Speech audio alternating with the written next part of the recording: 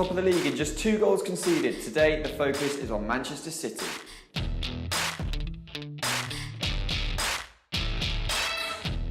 No team has scored more, no team has conceded fewer. Manchester City have started impressively as they look to claim the Premier League title, but in their win against Crystal Palace last weekend, there was concern for left-back Benjamin Mendy, who went off with a knee injury.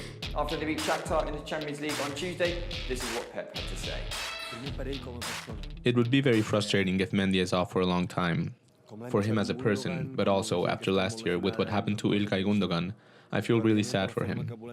In terms of the way we play, we will lose a lot, obviously. He's a unique player, and with the joy he brings on and off the pitch, I think it's going to be a really big setback. So Pep will need to find someone else to fill Mendy's place while the Frenchman is sidelined, and with no specialist left-backs in the City squad, it might take a bit of flexibility. We will see in January whether we need to look for a replacement. We had already thought about looking for another left-back next summer as a replacement, but we will see what we do.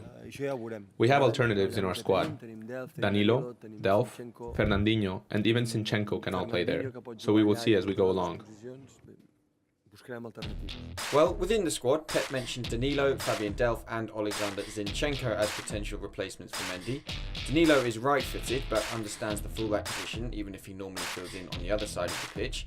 Fabian Delph is left-footed but more used to playing in central midfield, while Zinchenko is left-footed and used to playing on the left wing, but is relatively untested at the top level. So all three are imperfect replacements. If Pep was to look at buying a replacement in January, then top of his list might be Jose Gaya, a product of the Valencia Academy.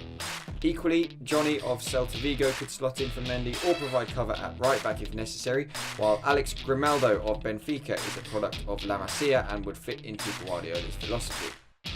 It was Fabian Delph who deputised for Mendy in the Champions League this week, and while the 27-year-old probably thought when he arrived at the Etihad in 2015 that he'd be a rotation option in central midfield, the England international could use this opportunity to stake a more regular claim for the first team, even if it is at left-back.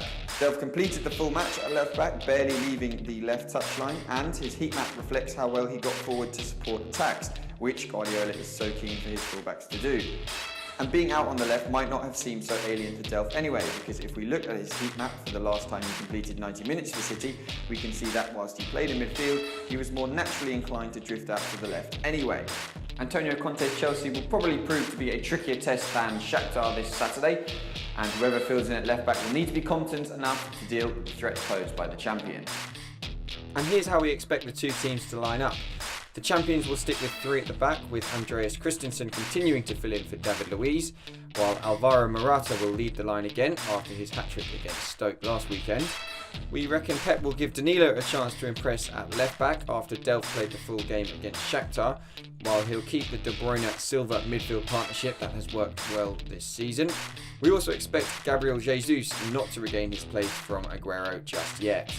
So that's it for our focus on Manchester City. They're sitting pretty at the top of the Premier League table for now, but in Chelsea on Saturday, they will face arguably their toughest test yet.